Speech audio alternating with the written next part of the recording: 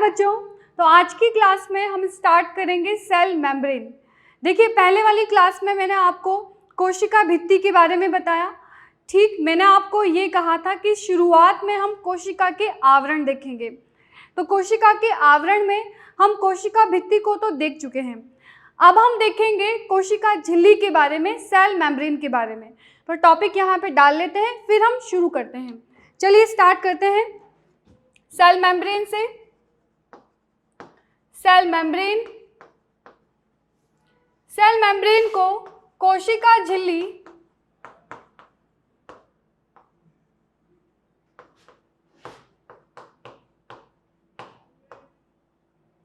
इसे प्लाज्मा झिल्ली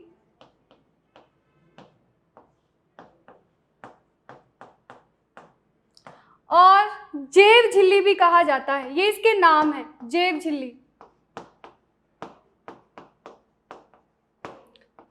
तो हिंदी में तो इसे क्या क्या हम बोल सकते हैं? कोशिका झिल्ली कह सकते हैं, ठीक है। इसके अलावा प्लाज्मा झिल्ली बोल सकते हैं, जैव झिल्ली कह सकते हैं। सेल मेम्ब्रेन, इंग्लिश में cell membrane, plasma membrane, plasmalemma. अच्छा, लेमा शब्द यहाँ पे कहीं आ जाए, लेमा, तो लेमा का सिंपल सा मीनिंग होता है झिल्ली। लेमा का मतलब क्या होता है? मेम्ब्रेन। समझ में आया? चलिए, अब प्लाज्मा झिल्ली की क्या विशेषता होती है? प्लाज्मा झिल्ली क्या होता है? देखिए, प्लाज्मा झिल्ली किसी भी कोशिका के ऊपर जो सबसे बाहरी झिल्ली होती है, ठीक है, जो कि कोशिका द्रव्य को घेरे हुए रहती है, उसे हम क्या कहेंगे? प्लाज्मा झिल्ली।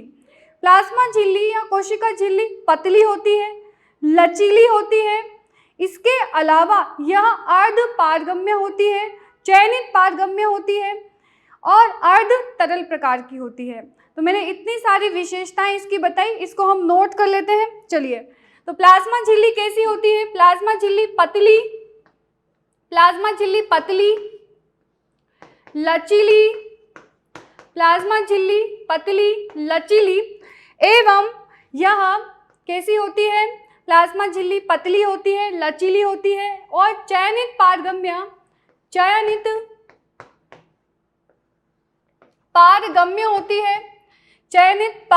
होती है। इसका मतलब क्या होता है ये भी आपको बताऊंगी। चयनित पारगम्य का मतलब है सेलेक्टिवली परमिएबल। अब इसका मीनिंग क्या है? इसका मीनिंग ये है कि जो कोशिका झिल्ली होती है या प्लाज्मा झिल्ली होती है, वह चयनित पदार्थों को ही अंदर और बाहर आने और जाने देती है, ठीक है। जो चयनित पदार्थ होंगे, जो सिलेक्टेड यहाँ पर मटेरियल होगा, उसे ही अंदर और बाहर आने जाने देगी, ठीक है। इसीलिए इसको क्या कहा गया है? चयनित पारगम्य। इसके अलावा हमारी जो प्लाज्मा झिल्ली होती है, यह अर्ध तरल प्रकार की होती है। अर्ध तरल का मतलब कैसी होती है? सेमी फ्लूइड नेचर की। कैसी होती है ये? सेमी फ्लूइड नेचर की, या इसे हम क्वासी फ्लूइड भी बोल देते हैं, लेकिन आसान है, आप अर्ध तरल से याद रखिए कि अर्ध तरल। जैसे आपने शहद देखा है, तो शहद ना तो पूरी तरह से तरल है, ना पूरी तरह से ठोस है। कुछ इसी प्रकार की ये झिल्ली होती है। तो प्लाज्मा झिल्ली पतली है, लचीली है, चयनित पारगम्य है, इसके अलावा अर्ध तरल होती है। अब इसके रासायनिक संगठन की बात करें तो इसका रासायनिक संगठन क्या है? रासायनिक संगठन।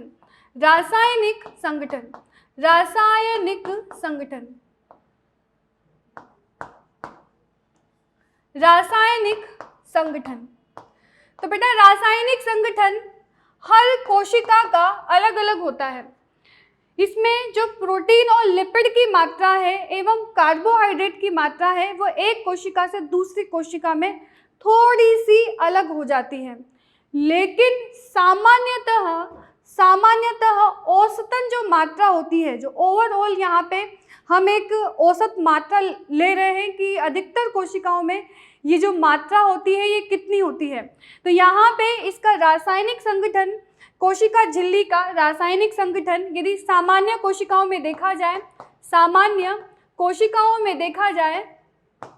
तो सामान्य कोशिकाओं का जो रासायनिक संगठन है, यहाँ पर प्रोटीन सबसे ज़्यादा होता है, प्रोटीन, लिपिड, प्रोटीन, लिपिड एवं शर्करा, ये 3 मुख्य पदार्थ होते हैं। ये 3 मुख्य पदार्थ होते हैं प्लाज्मा झिल्ली के अंदर। तो इसमें प्रोटीन की मात्रा सबसे ज़्यादा होती है। फिर प्रोटीन की मात्रा होती है 58 से, यहाँ पे जो प्रोटीन की मात्रा होती है 58 से 59%, 58 से 59% प्रोटीन की मात्रा है। लिपिड की बात करें तो लिपिड यहाँ पे 40% है। लिपिड का अधिकतर मात्रा यही रहती है 40%।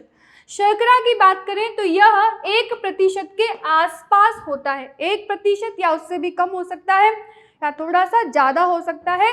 सेल टू सेल ये वेरी कर जाता है, ठीक है। एक कोशिका से दूसरी कोशिका में थोड़ा सा हल्का फुल्का सा इसमें वेरिएशन होता है, ज़्यादा नहीं होता, लेकिन ऑन एन एवरेज जो यहाँ पर मात्राएं हैं वो इतनी ही रहती है। तो प्लाज्मा झिल्ली में प्रोटीन कितना प्रतिशत हुआ? 58 से 59%। लिपिड कितना हुआ? 40%। शर्करा कितनी हुई? 1%। अब यहाँ पे चाहे प्रोकैरियोटिक कोशिका हो चाहे यूकैरियोटिक कोशिका हो, प्रोकैरियोटिक कोशिका और यूकैरियोटिक कोशिका दोनों की ही कोशिका झिल्ली इन 3 मुख्य पदार्थों से मिलकर बनी है। एक बार फिर रिपीट कर रही हूँ बेटा, प्रोकैरियोटिक कोशिका हो या फिर यूकैरियोटिक कोशिका, दोनों में ही जो कोशिका झिल्ली होती है वह मुख्यतः प्रोटीन, शर्करा एवं लिपिड से मिलकर बनी होती है। क्लियर हुआ ये आपको? अब जब हम प्रयोग करते हैं तो जब प्लाज्मा झिल्ली का यहाँ पर अध्ययन किया जाता है, प्लाज्मा झिल्ली का जब हम अध्ययन करते हैं तो सबसे उपयुक्त यहाँ पे जो कोशिका होती है वो आरबीसी होती है। क्या होती है? आरबीसी। देखो, सामान्यतः जो कोशिका होती है, एक सामान्य कोशिका में इधर देखिए आप, सामान्य कोशिका में यहाँ पर केंद्रक होता है, माइटोकॉन्ड्रिया होता है, गोल्जी बॉडी होती है, ठीक है, अंतःप्रद्रव्य जालिका होती है, कई सारे कोशिका अंगक इसमें उपस्थित होते हैं। एक सामान्य कोशिका में कई सारे कोशिका अंगक उपस्थित हैं, लेकिन एक आरबीसी के अंदर, एक परिपक्व आरबीसी के अंदर कुछ नहीं होता। एक परिपक्व आरबीसी कैसी है? खाली है, इसमें कोई कोशिका अंगक नहीं है। तो हम जब प्लाज्मा झिल्ली का अध्ययन करते हैं तो अध्ययन के लिए हम आरबीसी का उपयोग करते हैं। आरबीसी को प्लाज्मा झिल्ली के अध्ययन के लिए लिया जाता है, इसीलिए आरबीसी का रासायनिक संगठन भी हमें याद होना जरूरी है। तो हमने सामान्य कोशिका का तो रासायनिक संगठन देख लिया और अब देखते हैं आरबीसी का रासायनिक संगठन। चलो, आरबीसी का रासायनिक संगठन पता लग गया कि आरबीसी का मैंने क्यों बताया? क्योंकि आरबीसी खाली है, इसमें कोई कोशिका अंगक नहीं होता। भैया आपने जूलॉजी पढ़ी है तो जूलॉजी में हमने ये पढ़ा है कि आरबीसी कैसी होती है? आरबीसी में कोई कोशिका अंगक नहीं होता। क्यों? क्योंकि ये हीमोग्लोबिन को रखती है, इसीलिए इसके अंदर कोई कोशिका अंगक नहीं होता है, ये खाली है, तो इसकी झिल्ली का अध्ययन करना आसान होता है। समझ में आ गया? चलो, अब आरबीसी का रासायनिक संगठन देखो, इधर आ जाइए। आरबीसी का रासायनिक संगठन देखो, आरबीसी के रासायनिक संगठन की बात करें, आरबीसी का संगठन, आरबीसी के संगठन की बात करें तो यहाँ पर प्रोटीन की मात्रा कितनी होती है? प्रोटीन यहाँ पे कम होता है थोड़ा सा, प्रोटीन यहाँ पे 52% के आसपास होता है। लिपिड की मात्रा यहाँ पे वही 40% होती है, लिपिड की मात्रा 40%। एवं शर्करा की बात की जाए तो शर्करा यहाँ पर, जो शर्करा होती है यहाँ पर 8% के आसपास होती है, 8% के आसपास यहाँ पे शर्करा उपस्थित होती है। तो ये आरबीसी के कोशिका झिल्ली का रासायनिक संगठन हमने देखा। ठीक, आरबीसी की कोशिका झिल्ली का रासायनिक संगठन एवं आपके सामान्य कोशिका का रासायनिक संगठन आपने देखा। अब हम यहाँ पर देखेंगे कि जो हमारी कोशिका झिल्ली है, जब इसे हम सूक्ष्मदर्शी से देखते हैं तो ये कैसी दिखाई देती है। और कई सारे वैज्ञानिक आए जिन्होंने कोशिका झिल्ली को लेकर अपने अपने सिद्धांत दिए हैं।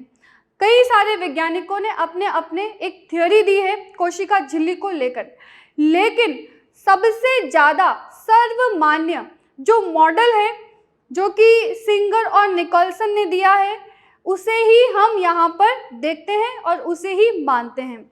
तो अब यहाँ पर सिंगर निकोलसन के द्वारा यहाँ पर तरल मोजेक मॉडल दिया गया है, उस मॉडल को देखेंगे और उस मॉडल में हम देखेंगे कि यहाँ पर जो आपकी प्लाज्मा झिल्ली है, कोशिका झिल्ली है, उसकी संरचना कैसी है, राइट। तो ये तो आपको पता लग गया कि कई सारे वैज्ञानिक हैं जिन्होंने मॉडल दिया है, लेकिन हम किसका मॉडल देखने को यहाँ पे देख रहे हैं, किसका मॉडल देख रहे हैं हम यहाँ पर, तरल मोजेक मॉडल, जो कि सिंगर और निकोलसन ने दिया है और यही सर्वमान्य है। इस मॉडल को पहले देखेंगे कि ये जो है आपका मॉडल कैसा है, इसमें आपकी प्लाज्मा झिल्ली कैसी है, उसका रासायनिक संगठन कैसा है, उसमें किस प्रकार से शर्करा प्रोटीन व्यवस्थित होते हैं, तो उसे देख लेते हैं। चलिए इसको मैं इरेज कर दूं यहाँ से, चलो।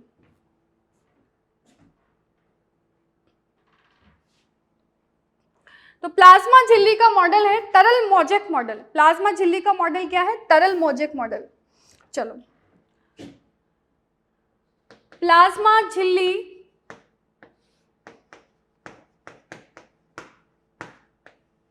का सर्वमान्य, सर्व या सर्वाधिक मान्य, सर्वमान्य मॉडल, इसका नाम क्या है, तरल मोजेक मॉडल। तरल मोजेक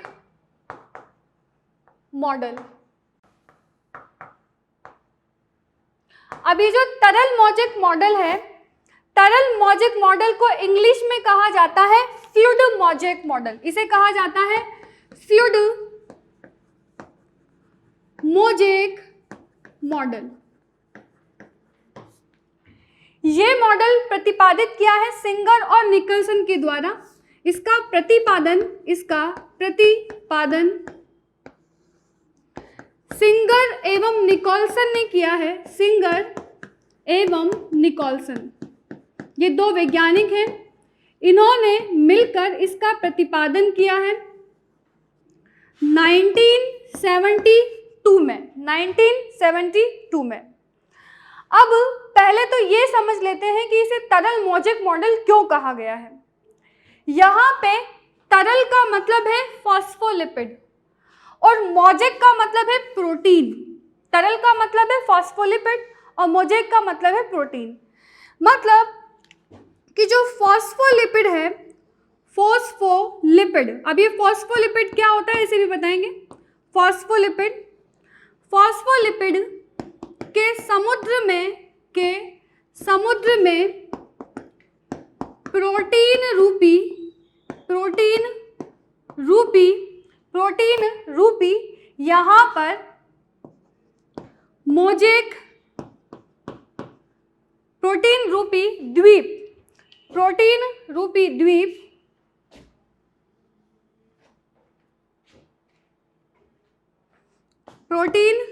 द्वीप उपस्थित है।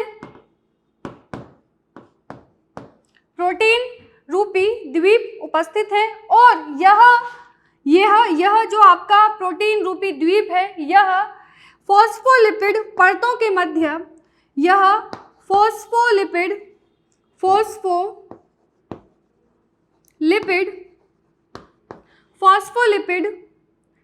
परत या फॉस्फोलिपिड द्विपरत के मध्य प्रोटीन मोजेक गति करता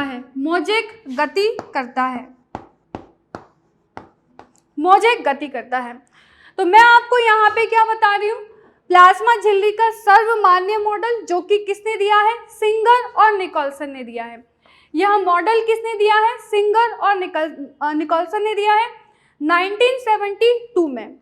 इसे फ्लूइड मोजेक मॉडल या तरल मोजेक मॉडल क्यों कहा गया है कि जो फॉस्फोलिपिड है वो तरल है। फॉस्फोलिपिड क्या है, तरल है, और उस फॉस्फोलिपिड तरल के अंदर जो प्रोटीन है वो मोजेक गति कर रहे हैं। जो प्रोटीन है वो क्या कर रहे हैं, मोजेक गति। तो यहाँ पे तरल क्या हुआ, तरल यहाँ पे क्या हुआ, तरल है यहाँ पे लिपिड, या फॉस्फोलिपिड? लिपिड बोलूं, फॉस्फोलिपिड बोलूं, बात एक ही है। तो तरल यहाँ पे क्या है? लिपिड। और मौजिक गति कौन कर रहा है? प्रोटीन। मौजिक गति कौन कर रहा है? प्रोटीन। ठीक है, अब इस लाइन को समझिए जरा, ये लाइन समझिए। फॉस्फोलिपिड के समुद्र में प्रोटीन रूपी द्वीप उपस्थित है। उन्होंने इसे समझाया कि यहाँ पर जो प्लाज्मा झिल्ली है, प्लाज्मा झिल्ली को हम इस तरह से परिभाषित कर सकते हैं कि फॉस्फोलिपिड एक समुद्र है। फॉस्फोलिपिड यहाँ पे क्या है? एक समुद्र है, क्योंकि वो तरल है और उसके अंदर प्रोटीन के द्वीप उपस्थित हैं। प्रोटीन के क्या है? द्वीप उपस्थित हैं। तो इस तरह से इन्होंने प्लाज्मा झिल्ली को परिभाषित किया। फिर यहाँ पे लिखा हुआ है फॉस्फोलिपिड द्विपरत के मध्य प्रोटीन मौजिक गति करते हैं। तो ये मैंने आपको बता दिया कि फॉस्फोलिपिड यहाँ पर ये जो मेम्ब्रेन होती है और इसके अंदर यहाँ पर जो प्रोटीन होते हैं वो मौजिक गति करते हैं। अब इसके आगे बढ़ने से पहले मैं आपको याद दिलाती हूँ कि मैंने आपको कोशिका सिद्धांत पढ़ाया था। याद आ रहा है आपको कोशिका सिद्धांत? कोशिका सिद्धांत में मैंने आपको बताया था कि सभी जीव किसके बने हैं? कोशिका के बने हैं एवं कोशिकीय उत्पाद से बने हैं। सभी जीव किसके बने हैं? कोशिका एवं कोशिकीय उत्पाद से बने हैं। तो अब ये कोशिकीय उत्पाद क्या है? यह कोशिकीय उत्पाद क्या है? और आप याद करो, मैंने कहा था कि जब मैं आपको कोशिका झिल्ली पढ़ाऊंगी तो वहां मैं आपको एक्सप्लेन करूंगी कि ये कोशिकीय उत्पाद क्या है। अब जो मैं बोलने वाली हूँ वो आपको एक एक चीज याद रखनी है, एक एक वर्ड। ठीक है, ये पूरे बायो का सार है, आपके कॉन्सेप्ट है। अब जो मैं आपको बता रही हूँ वो आप बिल्कुल कान आपके खोल लो, जो आपके एंटीना है उनमें पूरा का पूरा नेटवर्क आना चाहिए। ठीक है, तो जो मैं बोल रही हूँ आप ध्यान से सुनना। इस पृथ्वी पर जितनी भी यहाँ पर जीवधारी हैं, जितने भी जीवधारी हैं, बेसिकली इन सभी का निर्माण, या मैं कहूँ कि जो कोशिका होती है, जब पृथ्वी की उत्पत्ति हुई तो पृथ्वी की उत्पत्ति हुई, पृथ्वी पर एक कोशिका सबसे पहले आई। उस कोशिका का निर्माण मुख्यतः 3 चीज़ों से हुआ है। किन से हुआ है? 3 चीज़ों से। देखो, प्रोटीन, शर्करा और वसा, इन तीनों चीजों से मिलकर एक कोशिका बनी है। इन तीनों चीजों से मिलकर क्या बनी है? एक कोशिका बनी है। समझ में आया आपको? अब ये जो कोशिका होती है, यह कोशिका क्या कार्य करती है? कोशिका का कार्य यही है। कोशिका का कार्य क्या होता है? कोशिका कुछ नहीं करती। हमारे शरीर के अंदर जो इतनी सारी कोशिकाएं हैं वो दिन भर क्या करती है? प्रोटीन को बनाती है, शर्करा को बनाती है, वसा को बनाती है। ठीक है, और क्या लेती है? जैसे कि हम खाना खाते हैं तो हम क्या खाना खाते हैं? हम प्रोटीन खाते हैं, हम शर्करा खाते हैं और अब वसा खाते हैं। जो हम खाते हैं उन्हीं का उपयोग कोशिकाएं करती हैं, और कोशिकाएं खुद भी किसकी बनी है? प्रोटीन, शर्करा एवं वसा की बनी है। अच्छा, एक छोटी सी बात आपको बताती हूँ, एक व्यवहारिक नॉलेज में। सामान्य तौर पे हमारे घरों में क्या कहा जाता है कि इस पृथ्वी का निर्माण किसने किया है ना। अब ऐसे साइंटिफिक तो कोई प्रूफ नहीं है, लेकिन आप ऐसे जैसे हम हमारे घर में बात करते हैं, हमारे जो बड़े होते हैं, हमारे जो बड़े बुजुर्ग हैं, वो हमें बताते हैं कि इस पृथ्वी का निर्माण 3 लोगों ने मिलकर किया। किस किसने? ब्रह्मा, विष्णु, महेश ने किया या नहीं किया? ब्रह्मा, विष्णु, महेश। तो अभी फिलहाल के लिए आप ये जान लो कि ब्रह्मा, विष्णु, महेश को आपने कभी देखा नहीं है, लेकिन इन्हीं को आप ब्रह्मा, विष्णु, महेश मान के चलो। प्रोटीन, शर्करा और वसा, प्रोटीन, शर्करा और वसा, इन्हीं को ही आप ब्रह्मा, विष्णु, महेश मान लो। ठीक है, और इन्हीं से मिलकर हमारी कोशिकाएं बनी हैं, इन्हीं का निर्माण हमारी कोशिकाएं करती हैं और इन्हीं का उपापचय करती है, इन्हीं का उपयोग करती है। और जो आपकी कोशिका झिल्ली है, अब वो किसकी बनी है? इन्हीं से बनी है। अब तो समझ में आ गया? तो अब आपको रटने की जरूरत नहीं है। कोशिका झिल्ली किसकी बनी है? प्रोटीन, शर्करा एवं वसा की बनी है। अब सबसे अधिक मात्रा किसकी है? देखो, हमारा उदाहरण ले लो।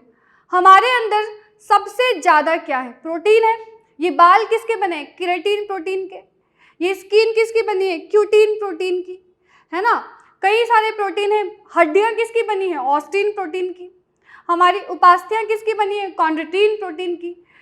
तो हमारे शरीर में सबसे ज़्यादा क्या है? प्रोटीन है। तो ऑब्वियस सी बात है कि कोशिका झिल्ली में भी सबसे ज़्यादा क्या होगा? कितना बताया था? 58 से 58 से 59 क्या बताया था मैंने? प्रोटीन।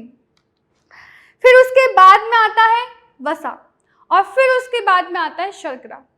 ठीक है, तो इस प्रकार से हमारे शरीर में भी सबसे ज़्यादा क्या है? प्रोटीन है।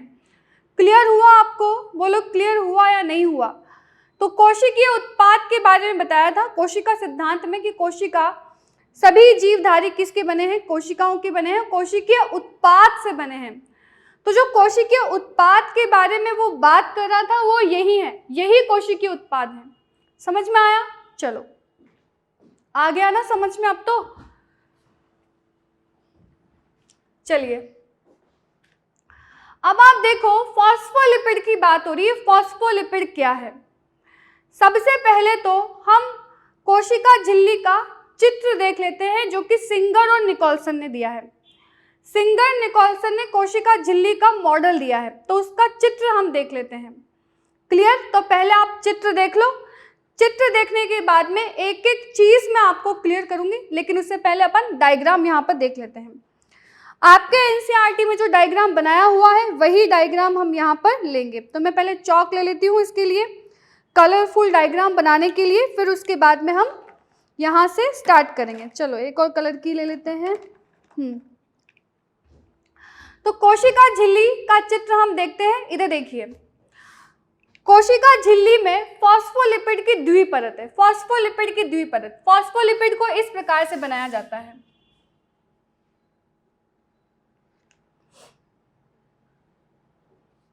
ये फॉस्फोलिपिड है। अब इसमें मैं दो प्रकार के फॉस्फोलिपिड बनाऊंगी आपके सामने। एक तो मैंने बनाया ऐसा, बिल्कुल पास पास, जिनकी सीधी सीधी सी टांगे हैं, इनकी टांगे सीधी सीधी सी है। और एक बना रही हूं यहाँ पे जिनकी टांगे थोड़ी सी टेढ़ी है। ये देखो,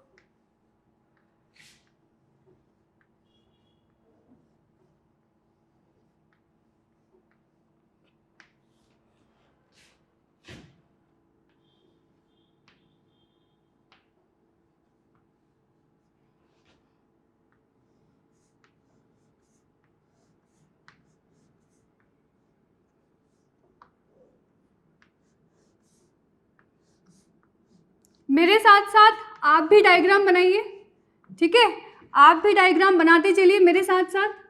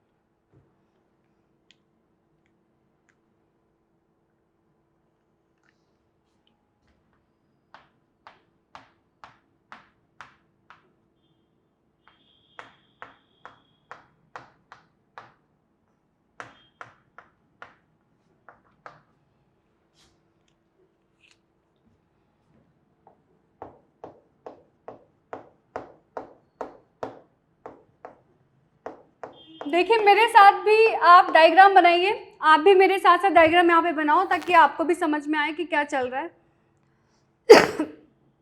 आप देखो मैंने डायग्राम यहाँ पे बना दिया है। अब आपको यहाँ पे इस तरह से दो परतें दिखाई दे रही होगी। एक तो ये वाली परत, ये फॉस्फोलिपिड है। ये क्या है? फॉस्फोलिपिड। बेसिकली इसे लिपिड भी बोल सकते हैं। ये लिपिड है। क्या है ये? लिपिड।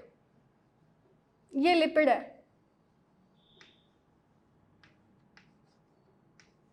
अब जो लिपिड होता है ना, यहाँ पे लिपिड दो रूप में उपस्थित है।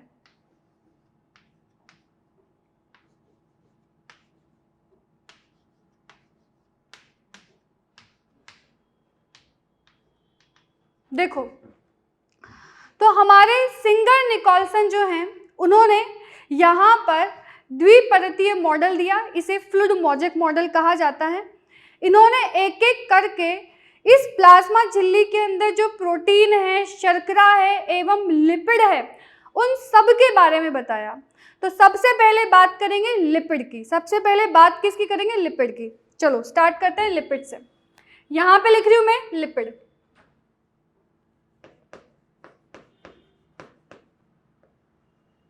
लिपिड की मात्रा मैंने कितनी बताई थी? लिपिड की मात्रा मैंने कितनी बताई थी? 40%। आरबीसी में भी 40%, सामान्य कोशिका में भी कितनी है? 40%। तो लिपिड की मात्रा कितनी है? 40%। लिपिड यहाँ पे दो रूप में उपस्थित है, एक तो फॉस्फोलिपिड और दूसरा है कोलेस्ट्रॉल। यहाँ पर लिपिड दो रूप में उपस्थित है। लिपिड के यहाँ पे दो रूप है। एक तो है फॉस्फोलिपिड। फॉस्फोलिपिड फॉस्फोलिपिड के बारे में जानना इंपॉर्टेंट है, ठीक है, ये इंपॉर्टेंट है। और दूसरा है कोलेस्ट्रॉल। दूसरा है कोलेस्ट्रॉल। ये वाला जो टॉपिक है ना, इसको स्किप बिल्कुल भी मत करना। ये आपका ऐसा टॉपिक है, इस टॉपिक को पढ़ने के बाद दूसरे चैप्टर के क्वेश्चन भी आपके सोल्व हो जाएंगे, ठीक है। तो इसको बिल्कुल भी स्किप मत करना, बहुत ही इंपॉर्टेंट है। फॉस्फोलिपिड के बारे में मैं आपको बता रही हूँ। फॉस्फोलिपिड क्या है? फॉस्फोलिपिड यहाँ पे लिपिड ही है। और फॉस्फोलिपिड में यहाँ पे एक तो होता है हेड सिरा, ये होता है इसका हेड, ये है हेड। हेड का मतलब सिर। और ये है इसकी टांगे, ये इसकी टांगे हैं, ठीक है। ये इसकी क्या है? टांगे। इनकी टांगों को टेल कहा जाता है। इनकी टांगों को क्या कहा जाता है? टेल। तो ये वाला हिस्सा है, ये वाला हिस्सा, इसे कहा जाता है हेड। और इस वाले सिरे को कहा जाता है टेल, इसे कहा जाता है टेल। समझ में आया? अब ये फॉस्फोलिपिड है, मतलब इसमें केवल फॉस्फेट जुड़ा हुआ है, इसमें केवल फॉस्फेट समूह लग गया। ये जो सिर वाला भाग होता है, यहाँ पे फॉस्फेट लग जाता है। यहाँ पे क्या लग जाता है? फॉस्फेट। फैटी एसिड और ग्लिसरॉल पढ़ा है ना आपने, तो वहाँ पे फॉस्फेट लग गया। तो ये क्या हो गया आपका? फॉस्फो। ये फॉस्फो और ये लिपिड, ठीक। ये फॉस्फोलिपिड क्या है? ये वाला, ये जो बनाया ना यहाँ पे, ये जो बनाया है, इसी को बना रही हूँ यहाँ पे, ठीक है।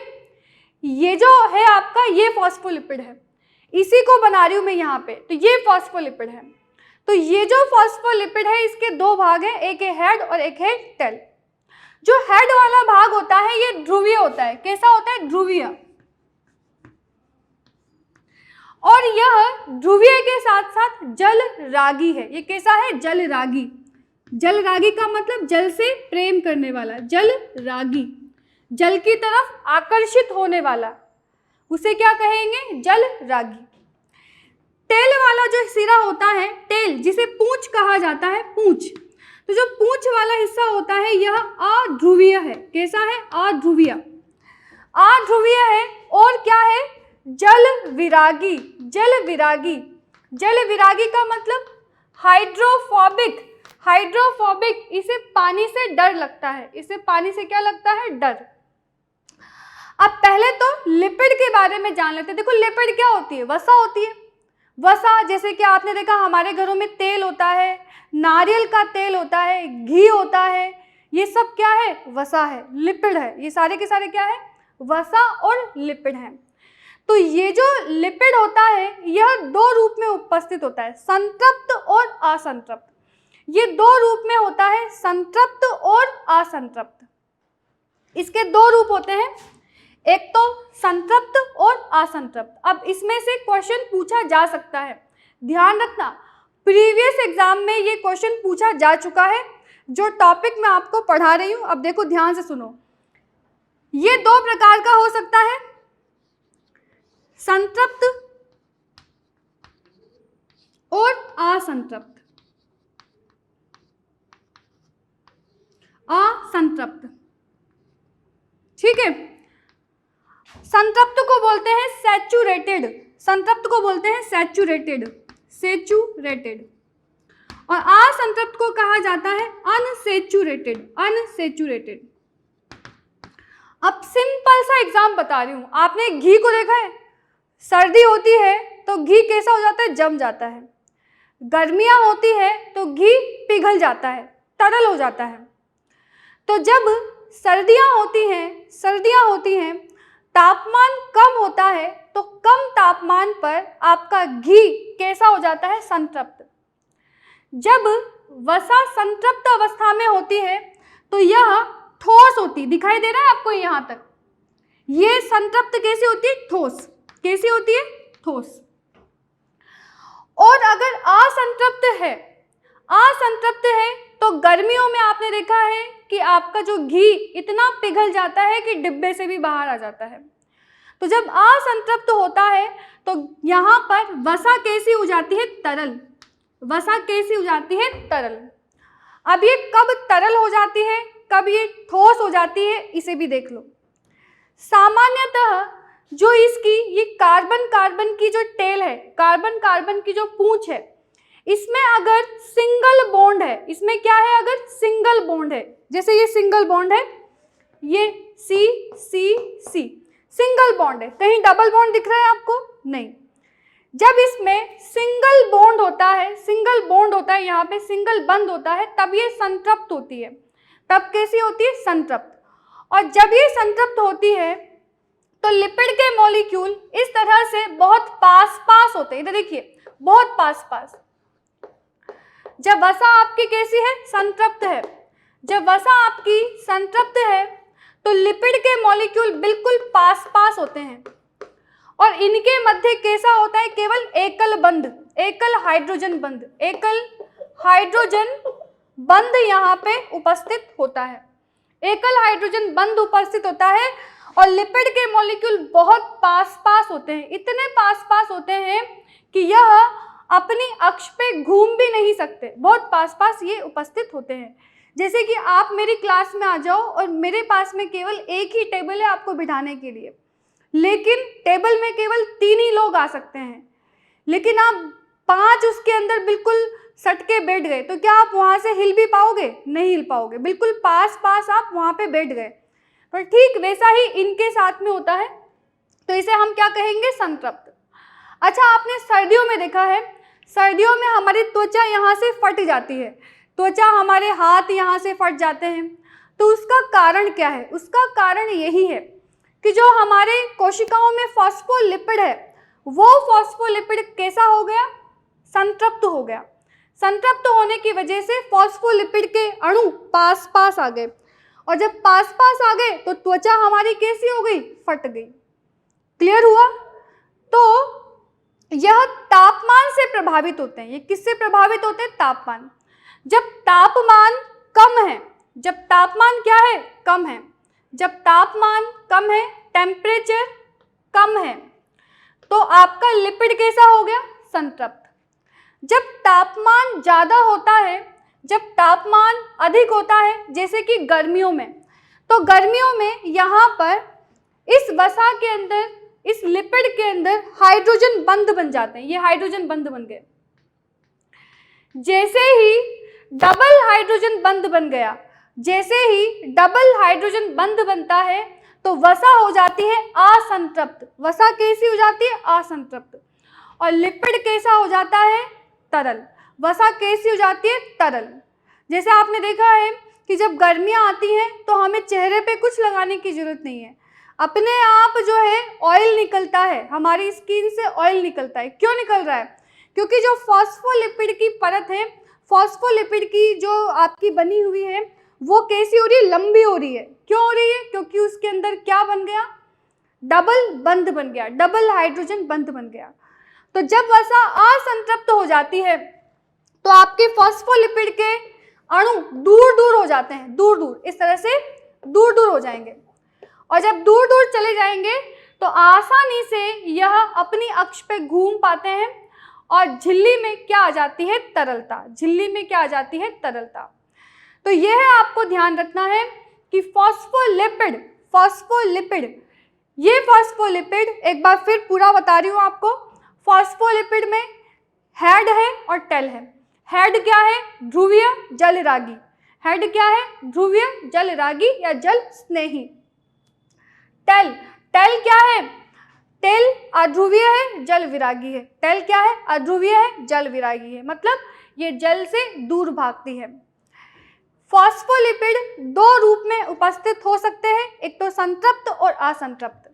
जब संतृप्त होते हैं तो यहाँ पे एकल हाइड्रोजन बंध होता है, संतृप्त अवस्था में एकल हाइड्रोजन बंध उपस्थित होता है, और एकल हाइड्रोजन बंध की उपस्थिति में आपकी जो वसा होती है यह कठोर होती है, ठोस होती है। और जब यहाँ पर असंतृप्त वसा होती है तो असंतृप्त वसा तरल होती है, तरलता के लिए उत्तरदायी होती है, और तरलता का कारण ये होता है कि उसमें डबल हाइड्रोजन बंध बन जाते हैं। इतना क्लियर हुआ आपको? ध्यान से पढ़ो यहाँ पे, ये आपको क्लियर हो बेटा? यहाँ पे चलो क्लियर हो गया ये। इसको लिखना भी है आपको, ध्यान रखो, इसको लिखना भी है। तो फॉस्फोलिपिड के बारे में मैंने आपको बताया। अब यहाँ पे कुछ बिंदु लिख लेते हैं इसके बाद में, इसको मैं यहाँ से हटा रही हूँ। इतना आपको समझ में आ गया ना? चलो, इसको लिखना भी है, इसको लिखना भी है आपको, ठीक है? ऐसा नहीं है कि मैंने बता दिया और आपने जो है ऐसे ही समझ के छोड़ दिया। लिखना है, साथ में कॉपी में नोट करना है। यहाँ तक नोट कर लो, हो गया नोट? चलो आगे चलते हैं। अब फॉस्फोलिपिड, जो फॉस्फोलिपिड है, इसके लिए और मुख्य बिंदु क्या हैं? फॉस्फोलिपिड के और मुख्य बिंदु, तो फॉस्फोलिपिड एक तो मुख्य घटक है, ये प्लाज्मा झिल्ली का मुख्य घटक है फॉस्फोलिपिड। दूसरा, ये जो फॉस्फोलिपिड है संरचनात्मक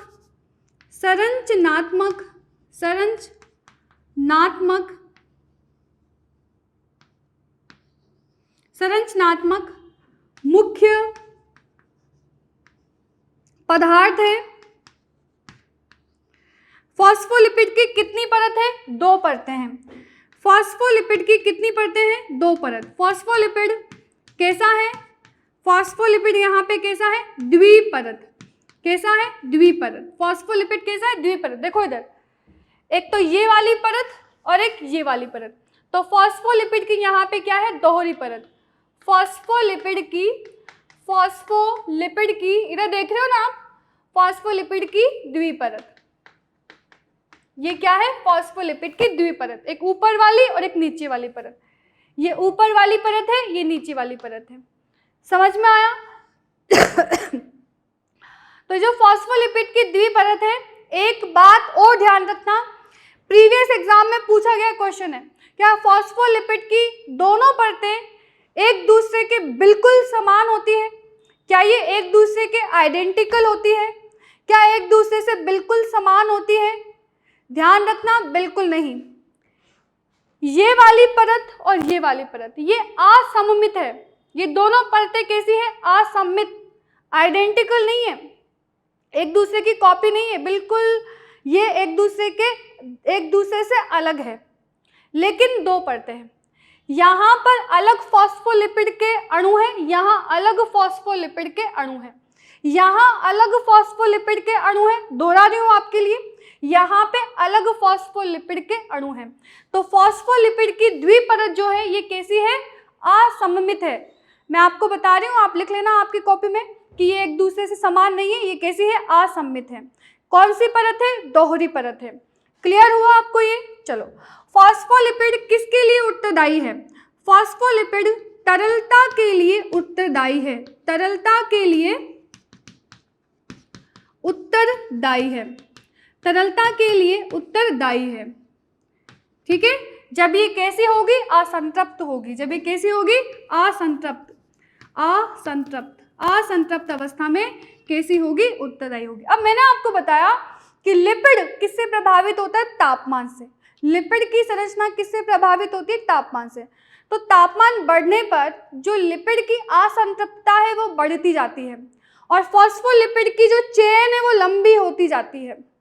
ठीक है, फॉस्फोलिपिड की चेन कैसी होती जाती है? लंबी। जब तापमान बढ़ता है उससे तरलता क्या होती है? बढ़ती है। अब मान लो जो जैसे कि जोधपुर जैसा एरिया है जहाँ पे बहुत ज़्यादा तापमान होता है, 47 डिग्री सेल्सियस से भी ज़्यादा, 50 हो जाए, 55 हो जाए, ऐसी स्थिति में तो फॉस्फोलिपिड को बह के फर्श पे आ जाना चाहिए। जो फॉस्फोलिपिड की परत यहाँ बनी हुई है हमारी कोशिकाओं की झिल्ली में, तो अगर तापमान ज़्यादा होता है तो इसको तो बह के, क्योंकि तरल है, तो तरल है तो इसको तो बह के फर्श पे आ जाना चाहिए, लेकिन ऐसा तो नहीं होता। तो इसकी तरलता को यहाँ पर मेंटेन करने के लिए कोलेस्ट्रॉल होता है। ठीक है, तरलता को स्थायित्व प्रदान करने के लिए यहाँ पे क्या होता है? कोलेस्ट्रॉल। तो बीच बीच में कोलेस्ट्रॉल धसा हुआ है। फॉस्फोलिपिड की परत के बीच बीच में क्या है? कोलेस्ट्रॉल। यहाँ पे ये कोलेस्ट्रॉल है, कोलेस्ट्रॉल है, कोलेस्ट्रॉल, और ये कोलेस्ट्रॉल क्या करता है? स्थायित्व प्रदान करता है। ठीक है, यह कोलेस्ट्रॉल क्या करता है? स्थायित्व प्रदान करता है, स्थायित्व प्रदान करता है। ठीक, तो यहाँ पर अगर फॉस्फोलिपिड किसके लिए उत्तरदायी है? तरलता के लिए। किसके लिए? तरलता के लिए। तो कोलेस्ट्रॉल किसके लिए उत्तरदायी है? कोलेस्ट्रॉल कठोरता के लिए। किसके लिए? कठोरता के लिए। तो ये दोनों मिलकर क्या करते हैं? झिल्ली को स्थायित्व प्रदान करते हैं, प्लाज्मा झिल्ली को स्थायित्व प्रदान करते हैं। ध्यान रखना, पेपर में अगर आपसे पूछा जाए फॉस्फोलिपिड किसके लिए उत्तरदायी है तो आप क्या आंसर दोगे? तरलता के लिए। कोलेस्ट्रॉल किसके लिए उत्तरदायी है तो आप क्या आंसर दोगे? कठोरता के लिए। ठीक है, तो बीच बीच में यहाँ पे ये कोलेस्ट्रॉल धसा हुआ है जो कि फॉस्फोलिपिड को स्थायित्व प्रदान कर रहा है। क्लियर हुआ आपको? कोलेस्ट्रॉल कठोर होता है, ठीक है, और फॉस्फोलिपिड क्या है? तरल है जब ये असंतृप्त है। तो समझ में आया? चलो, तो आपके फॉस्फोलिपिड कोलेस्ट्रॉल क्लियर हो गया दिमाग में, लिपिड क्लियर हो गया। मैंने आपको लिपिड बताया। लिपिड कितना प्रतिशत है? 40%। लिपिड दो रूप में है, फॉस्फोलिपिड और कोलेस्ट्रॉल में। फॉस्फोलिपिड तरलता के लिए, कोलेस्ट्रॉल स्थायित्व प्रदान करने के लिए, क्योंकि अगर ये तरलता देगा तो कोलेस्ट्रॉल क्या देगा? कठोरता।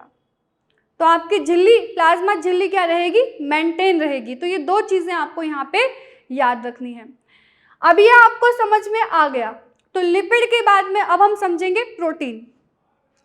प्रोटीन समझने से पहले एक और बात आप समझ लो कि यहाँ पर जो प्रोकैरियोटिक कोशिका होती है, प्रोकैरियोटिक कोशिकाएं, वहाँ पर कोलेस्ट्रॉल नहीं होता।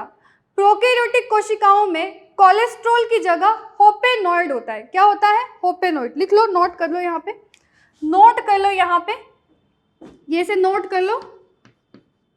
नोट क्या करोगे? लिखो, अपनी नोटबुक में लिखो। चलो, क्या लिखना है कि प्रोकैरियोटिक कोशिका में, प्रोकैरियोटिक कोशिका में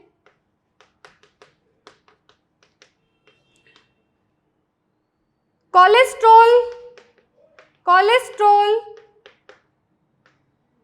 की जगह कोलेस्ट्रॉल नहीं होता, कोलेस्ट्रॉल की जगह होपेनॉइड होता है। होपेनॉइड क्या होता है?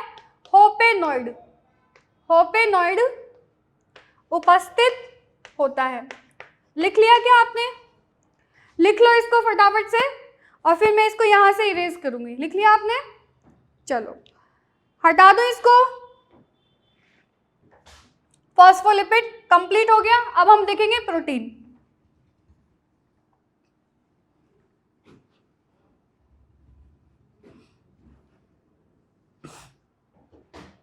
प्रोटीन देखेंगे दूसरे नंबर पे प्रोटीन। प्रोटीन की मात्रा कितनी है बताओ जल्दी से। 58 से 59%। 58 से 59%। दो प्रकार के प्रोटीन यहाँ पे उपस्थित हैं। प्रोटीन की मात्रा सबसे ज़्यादा है और दो प्रकार के प्रोटीन यहाँ पर उपस्थित हैं।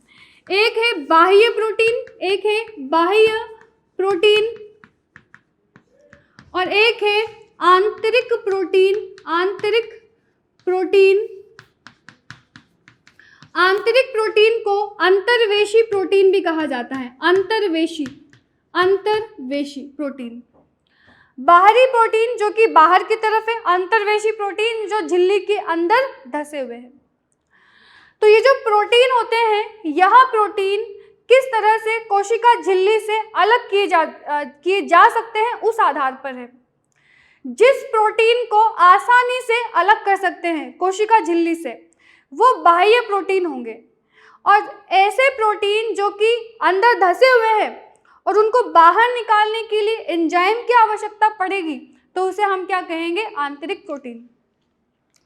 समझने के लिए जैसे कि गुलाब जामुन और चाशनी, इसे गुलाब जामुन चाशनी मॉडल भी बोलते हैं। गुलाब जामुन जैसे कि प्रोटीन और चाशनी जैसे कि फॉस्फोलिपिड। तो गुलाब जामुन है और चाशनी है, तो एक टंकी है और टंकी के अंदर चाशनी है, गुलाब जामुन है। तो जो गुलाब जामुन ऊपर की तरफ तैर रहे होंगे उसे तो आप आसानी से उठा के खा जाओगे, लेकिन जो गुलाब जामुन अंदर डूबे हुए हैं, तो उनको हटाने के लिए आपको या तो हाथ को अंदर डुबाना पड़ेगा या फिर कोई चीज़ ऐसी लेनी पड़ेगी जिससे कि अंदर वाले गुलाब जामुन को निकाला जा सके। तो गुलाब जामुन दो प्रकार के हो गए, एक तो जो ऊपर तैर रहे हैं, जो बाहर की तरफ है, और जो अंदर डूबे हुए हैं। तो उसी प्रकार से यहाँ पे प्रोटीन दो है, एक प्रोटीन जो बाहर है और एक प्रोटीन जो अंदर है। ऐसे प्रोटीन जो आसानी से कोशिका झिल्ली से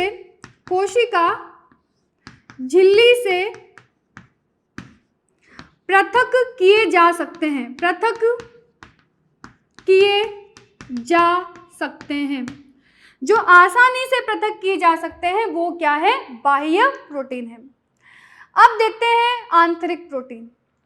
ये देखो, ये वाला प्रोटीन, ये दिख रहा है आपको? ये वाला प्रोटीन, ये कौन सा है? बाह्य प्रोटीन है। उसी तरह से यहाँ बना देती हूँ, ये कौन सा है? ये बाह्य प्रोटीन है। ये कौन सा प्रोटीन है? बाह्य प्रोटीन। उसी तरह से जो अंदर धसे हुए हैं, ये है आंतरिक प्रोटीन। ये कौन सा है? आंतरिक प्रोटीन। ये वाला कौन सा है? आंतरिक प्रोटीन। ये कौन सा है? आंतरिक प्रोटीन। जो अंदर धसे हुए हैं वो कौन सा है? आंतरिक प्रोटीन या अंतर्वेशी प्रोटीन। ये भी दो प्रकार से हैं, ये भी दो प्रकार के होते हैं। पहला होता है जो आंशिक रूप से धसे हुए हैं, आंशिक आंतरिक प्रोटीन, आंशिक आंतरिक प्रोटीन। जो प्लाज्मा झिल्ली की मोटाई में आंशिक रूप से धसे हुए हैं वो क्या होंगे? आंशिक प्रोटीन। जो प्लाज्मा झिल्ली की मोटाई में, जो प्लाज्मा झिल्ली की मोटाई में आंशिक रूप से धसे हैं, आंशिक रूप से धसे हुए हैं, वो क्या होंगे? आंशिक आंतरिक प्रोटीन। और दूसरे होते हैं अंतर्वेशी। दूसरे कौन से होते हैं? अंतर्वेशी, जो पूर्ण रूप से धसे हुए हैं। दूसरे कौन से होंगे? अंतर्वेशी।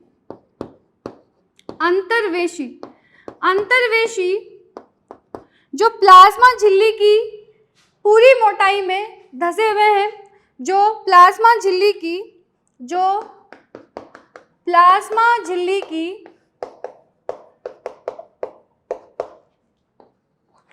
पूरी मोटाई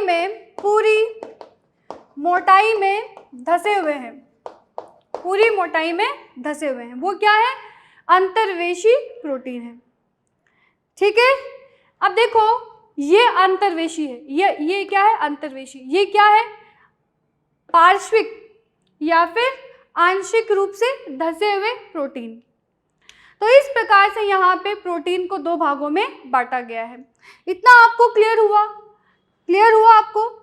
ये देखो, ये पूरी मोटाई में धसे हुए हैं, ये अंतर्वेशी है, और जो पार्श्वीय रूप से धसे हुए हैं ये आंतरिक है। इन्हें निकालना, इन्हें पृथक करना आसान नहीं है। ये बाह्य प्रोटीन है जो बाहर की तरफ उपस्थित है। ठीक, ये प्रोटीन क्या करते हैं? ये प्रोटीन चैनल की तरह कार्य करते हैं, टनल की तरह कार्य करते हैं, ठीक है, पंप की तरह कार्य करते हैं, वाहक की तरह कार्य करते हैं। ठीक, तो इस प्रकार से यहाँ पर दो प्रकार के प्रोटीन पाए जाते हैं। इतना आपको क्लियर हुआ? हटा दो इसको, प्रोटीन कंप्लीट हो गया। प्रोटीन के बाद में अब हम देखेंगे शर्करा। प्रोटीन के बाद में शर्करा।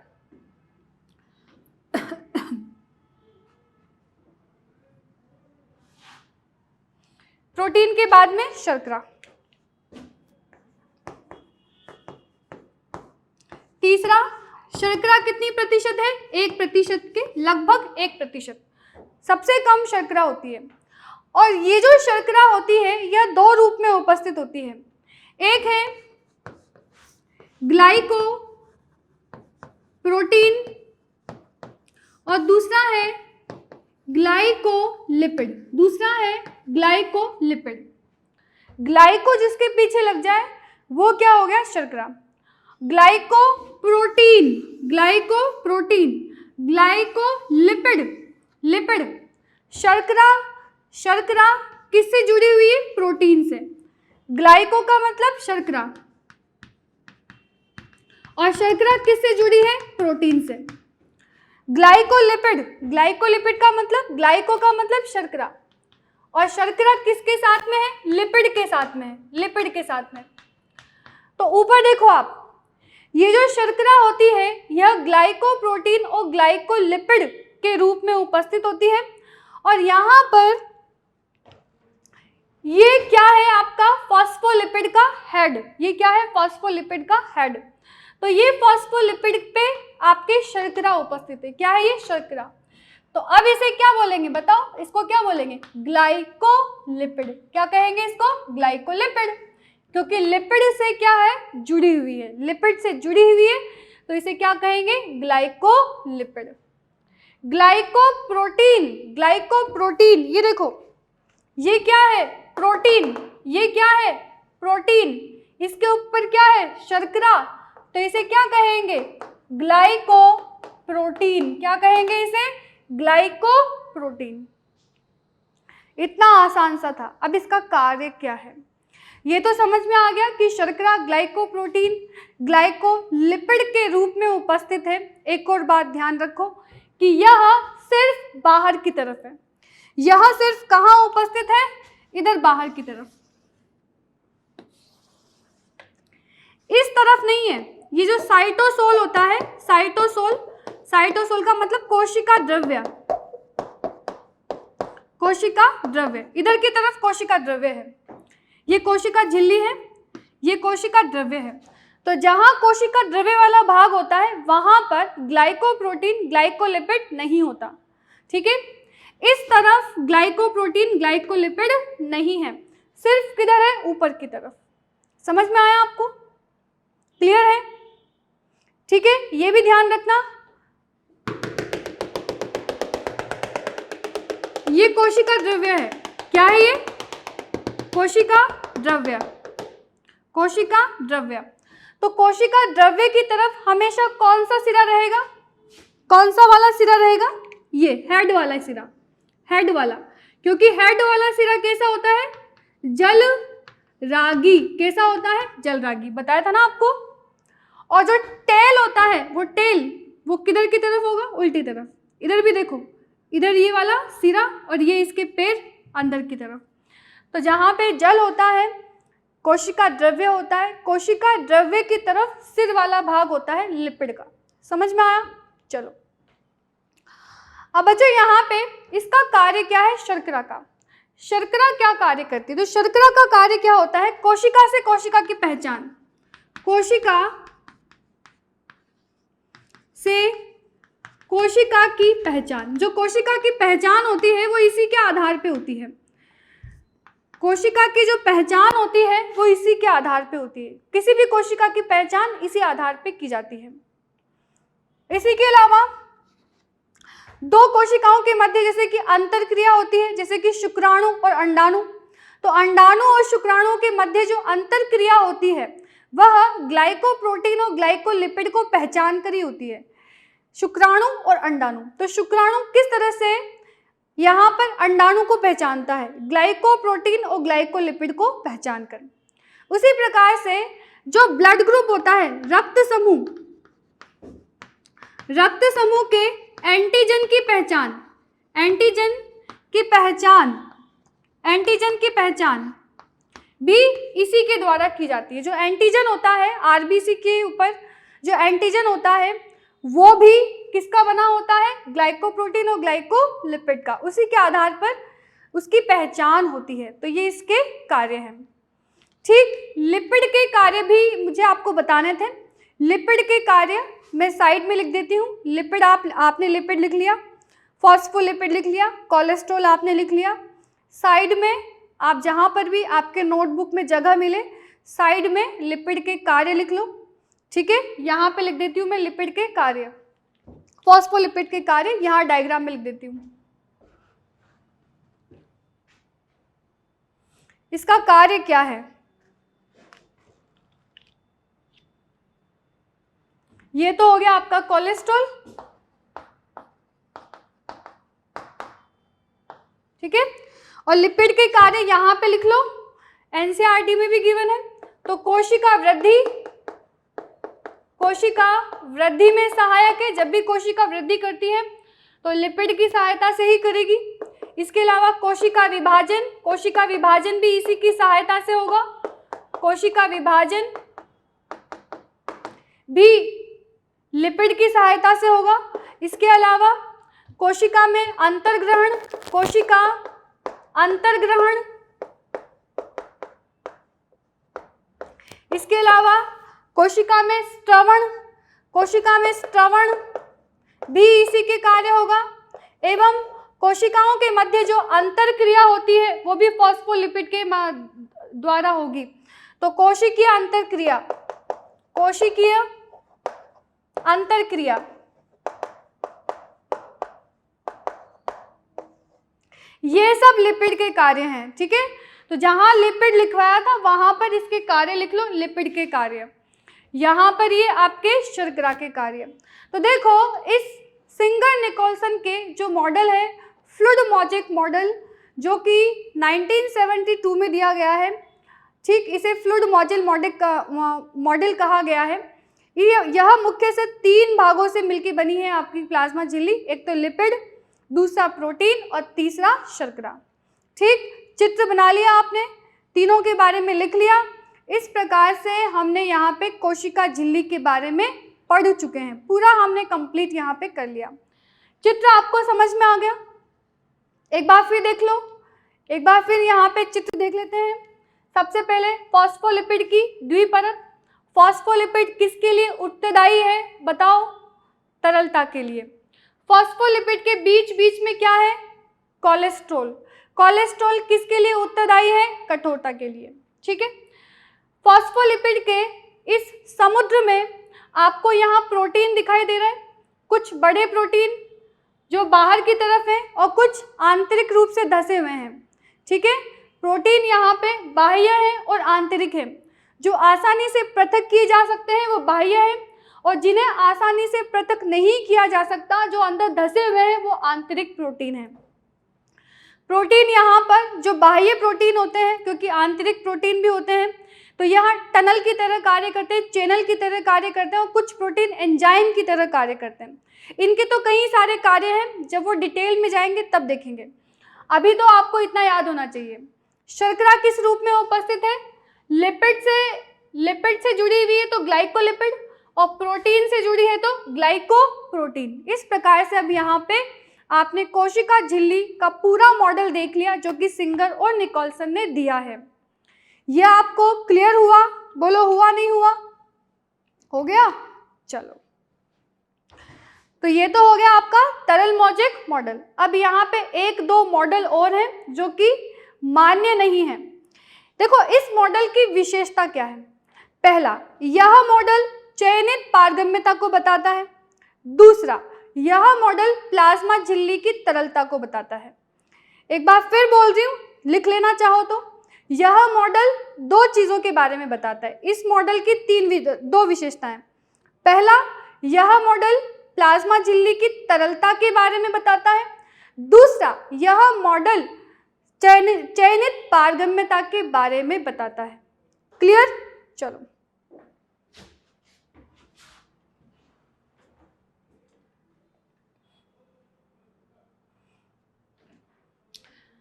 अब यहां पे लास्ट में मैं आपको बता रही हूं ऐसे मॉडल जो कि रिजेक्ट हो गए।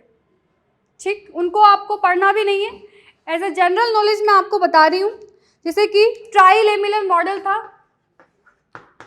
ट्राइलेमिलर मॉडल, त्रिपरत मॉडल, इसे सैंडविच मॉडल भी बोलते हैं। सैंडविच, जैसे सैंडविच होता है ना, सैंडविच मॉडल। ये सिंगल, यह डेनियल और डेविसन ने दिया था। डेनियल और डेविसन, डेनियल व डेविसन ने दिया था 1935 के आसपास। 1935 के आसपास ये मॉडल दिया था, लेकिन ये मॉडल रिजेक्ट हो गया। इन्होंने ये कहा था कि जो फॉस्फोलिपिड है वो तीन लेयर से मिलकर बनी हुई है। प्लाज्मा झिल्ली 3 परतों से मिलकर बनी हुई है। एक तो फॉस्फोलिपिड की द्विपरत, ये फॉस्फोलिपिड की द्विपरत। फॉस्फोलिपिड की द्विपरत की मोटाई है 35 से 50 एंगस्ट्रोम, 35 से 50 एंगस्ट्रोम।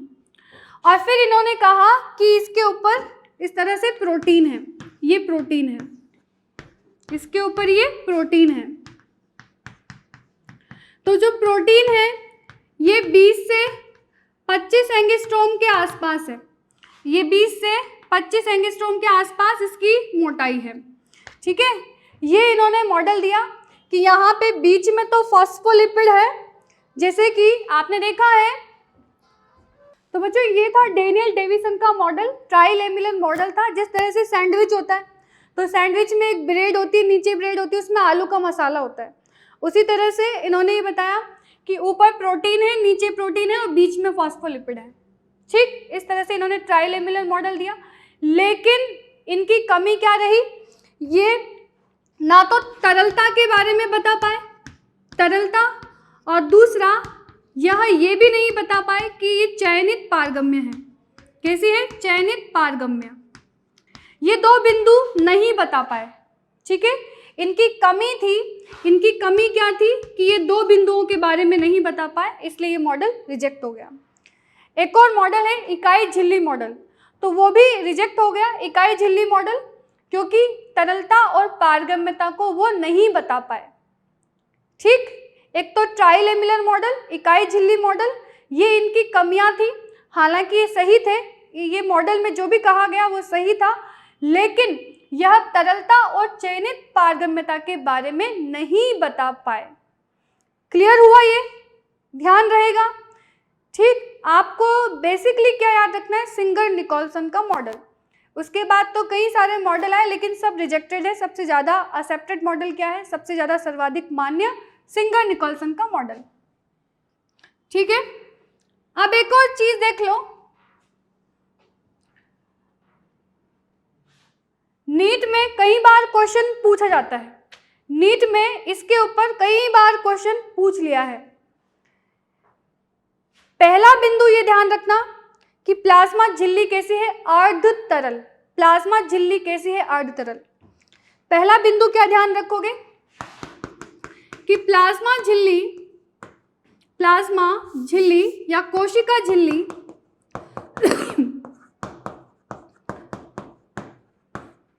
कैसी है?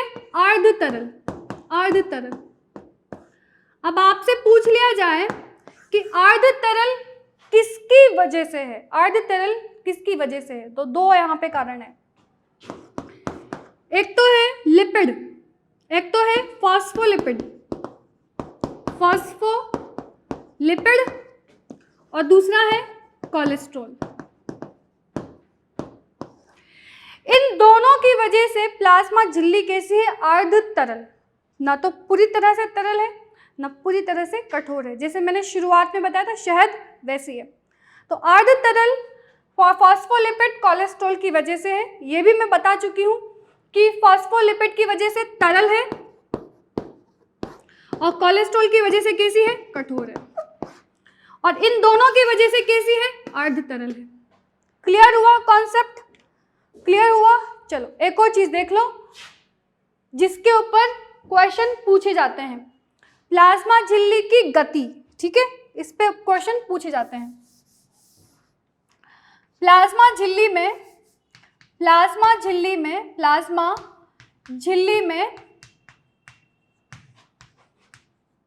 गति, ठीक है, दो प्रकार की गति देखी गई है प्लाज्मा झिल्ली के अणुओं में। प्लाज्मा झिल्ली के अणुओं में दो प्रकार की गति देखी गई है। एक तो है flip flop movement, flip flop movement, ठीक है, flip flop movement. Very very important है, ध्यान रखना, very very important, very very important है। फ्लिप फ्लॉप मूवमेंट ये सिर्फ लिपिड के द्वारा दिखाया जाता है। लिपिड, केवल लिपिड क्या करता है? फ्लिप फ्लॉप मूवमेंट करता है। फ्लिप फ्लॉप मूवमेंट कौन करता है? सिर्फ लिपिड। देखो कैसे करता है, ये देख रहे हो आप, ये लिपिड है। तो ये जो लिपिड है, ये जो लिपिड मॉलिक्यूल है, ये फ्लिप फ्लॉप होते हैं। प्लाज्मा झिल्ली के अंदर क्या होते हैं? Flip flop, flip flop. ये यहाँ से यहाँ और यहाँ से यहाँ, इस तरह से ये ऊपर से नीचे, नीचे से ऊपर, इस तरह से फ्लिप फ्लॉप होते रहते हैं। तो इसलिए इसको क्या कहा गया है? Flip flop movement. Flip flop movement कौन करता है? सिर्फ लिपिड। कौन करता है? सिर्फ लिपिड। ध्यान रहेगा, ये 2017 में पूछा गया क्वेश्चन है। दूसरा हम बात करेंगे यहाँ पे lateral movement. Lateral movement, lateral movement, lateral movement की बात हो रही है। लैटरल मूवमेंट का मतलब पार्श्वीय गति, पार्श्वीय गति। पार्श्वीय गति जो होती है, पार्श्वीय गति क्या होती है? इधर देखो, पार्श्वीय गति, पार्श्वीय गति देख लो।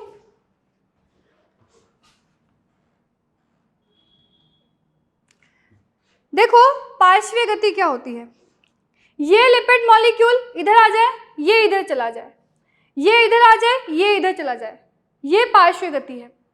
ठीक है, ये अपने आसपास जो होता है लैटरल मूवमेंट करते हैं, पार्श्व गति आगे पीछे होते रहते हैं, इसे क्या बोलते हैं? पार्श्व गति। और लिपिड के ऊपर प्रोटीन होता है, लिपिड के ऊपर क्या है? प्रोटीन है। तो जैसे लिपिड मूव करता है तो प्रोटीन भी मूव करता है। प्रोटीन कभी मूव नहीं करता वैसे तो, लेकिन लिपिड करता है तो प्रोटीन भी करता है। तो लैटरल मूवमेंट किस किस में देखा जाता है? लैटरल मूवमेंट, लैटरल मूवमेंट के लिए क्या लिखोगे? लैटरल मूवमेंट प्रोटीन एवं लिपिड, ये दोनों करते हैं। प्रोटीन एवं लिपिड दोनों, लिपिड का मतलब फॉस्फोलिपिड, लिपिड का मतलब फॉस्फोलिपिड, समझ गए ना? चलो, तो फ्लिप फ्लॉप कौन करता है? लिपिड। और लैटरल मूवमेंट कौन करता है? Protein and lipid. तो ये तो हमने देख लिया मूवमेंट के बारे में। अब यहाँ पर एक और हम देख लेते हैं कि कोशिका झिल्ली में किस प्रकार का ट्रांसपोर्टेशन होता है, किस प्रकार का स्थानांतरण होता है। ठीक है, परिवहन, कोशिका झिल्ली के द्वारा परिवहन, कोशिका झिल्ली के द्वारा परिवहन। ठीक है, तो कोशिका झिल्ली के आर पार जब यहाँ पे पदार्थ जाते हैं तो किस प्रकार से जो पदार्थ होते हैं उनका परिवहन होता है, वो हम देख लेते हैं। तो नेक्स्ट टॉपिक है कोशिका झिल्ली का परिवहन।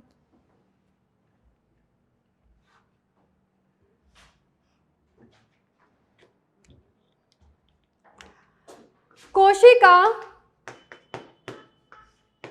झिल्ली में परिवहन, कोशिका झिल्ली के द्वारा या कोशिका झिल्ली में परिवहन।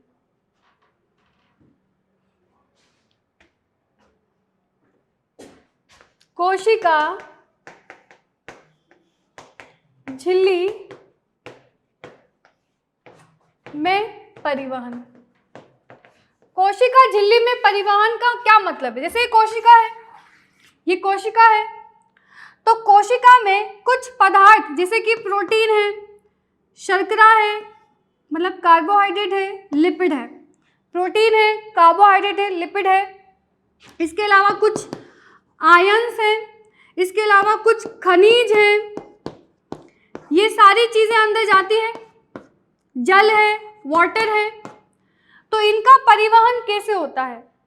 ये जो पदार्थ हैं ये किस तरह से कोशिका झिल्ली के अंदर जाते हैं, किस प्रकार से इनका परिवहन होता है? तो परिवहन दो प्रकार का होता है, एक है निष्क्रिय परिवहन, एक होता है निष्क्रिय परिवहन, निष्क्रिय परिवहन, और एक होता है सक्रिय परिवहन, सक्रिय परिवहन। निष्क्रिय परिवहन सांद्रता प्रवणता के अनुरूप होता है और निष्क्रिय परिवहन अधिक सांद्रता से कम सांद्रता की ओर होगा। निष्क्रिय परिवहन में जो भी पदार्थ होगा वह अपनी अधिक सांद्रता से कम सांद्रता की ओर गमन करेंगे। निष्क्रिय परिवहन जब होता है तो जो भी पदार्थ होता है वो अपनी अधिक सांद्रता से कम सांद्रता की ओर गमन करता है। मतलब कि यहाँ पे निष्क्रिय परिवहन सांद्रता प्रवणता के अनुरूप होता है। परिवहन कैसा होता है? सांद्रता प्रवणता के अनुरूप क्या होता है? परिवहन। और इस परिवहन के लिए ऊर्जा की आवश्यकता नहीं होती, ऊर्जा की आवश्यकता यहाँ पे नहीं होती। ये क्रॉस का मतलब समझ गए ना, ऊर्जा यहाँ पे नहीं चाहिए, ठीक है, यहाँ पे ऊर्जा की आवश्यकता नहीं होती। अब ऐसे कौन से परिवहन होते हैं? जैसे कि परासरण हो गया, परासरण, विसरण, इसके अलावा सुसाध्य विसरण, ये सभी क्या है? निष्क्रिय परिवहन है। परासरण, विसरण, सुसाध्य विसरण। अभी आगे की क्लास में देखेंगे प्लांट फिजियोलॉजी में, वहाँ पे ये सब आएगा। परासरण भी बताऊंगी, विसरण क्या होता है ये भी बताऊंगी, और सुसाध्य विसरण क्या होता है वो भी बताएंगे। लेकिन अभी सिर्फ हम प्लाज्मा झिल्ली को पढ़ रहे हैं तो उससे संबंधित टॉपिक यहाँ पे हम कवर कर लेते हैं। तो निष्क्रिय परिवहन में क्या आता है? यहाँ पे विसरण, परासरण और सुसाध्य विसरण। क्लियर हुआ ये? चलो अब सक्रिय परिवहन में क्या आता है? सक्रिय परिवहन जहाँ पे ऊर्जा की आवश्यकता होती है। सक्रिय परिवहन कम सांद्रता से अधिक सांद्रता की तरफ, कम सांद्रता से अधिक सांद्रता की तरफ होता है। यह सांद्रता प्रवणता के विरुद्ध होता है। सांद्रता प्रवणता के विरुद्ध, मतलब against the concentration gradient. Concentration gradient का मतलब है सांद्रता प्रवणता, उसके विरुद्ध यहाँ पर परिवहन होता है। और ऐसे परिवहन के लिए ऊर्जा की आवश्यकता होती है। तो ऐसे परिवहन के लिए क्या चाहिए? ऊर्जा चाहिए। ऐसे परिवहन के लिए क्या चाहिए? ऊर्जा चाहिए, ठीक है। तो जैसे ये कोशिका है और यहाँ पे ये कम मात्रा में कोई पदार्थ है, पदार्थ की मात्रा यहाँ पे कम है, यहाँ पे ज़्यादा है।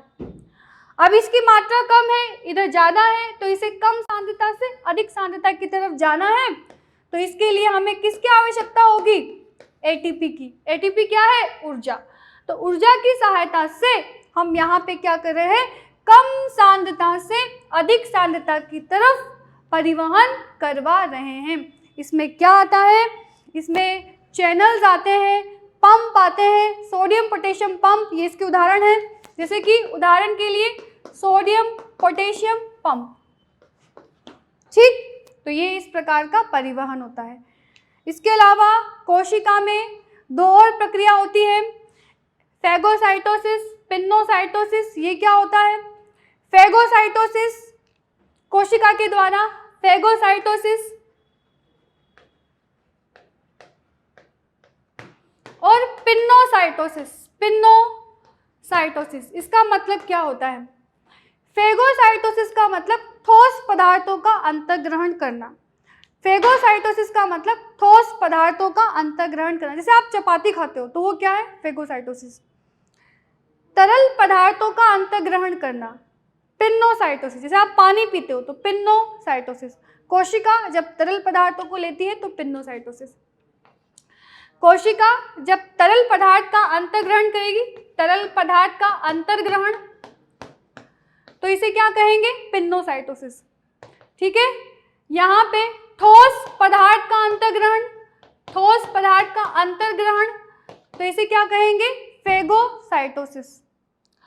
और बाहर निकालना, कोशिका के द्वारा जो पदार्थ लिए गए हैं उन्हें वापस बाहर निकालना या उत्सर्जी पदार्थों को बाहर निकालना, उसे क्या कहेंगे? Exocytosis, exocytosis. मतलब बहिर्स्रवण, बहिर्स्रवण, बहिर्स्रवण। ये क्या हो गया? अंतर्ग्रहण। अंतर्ग्रहण को क्या बोलते हैं? Endocytosis, endocytosis, endocytosis, endocytosis अंतर्ग्रहण।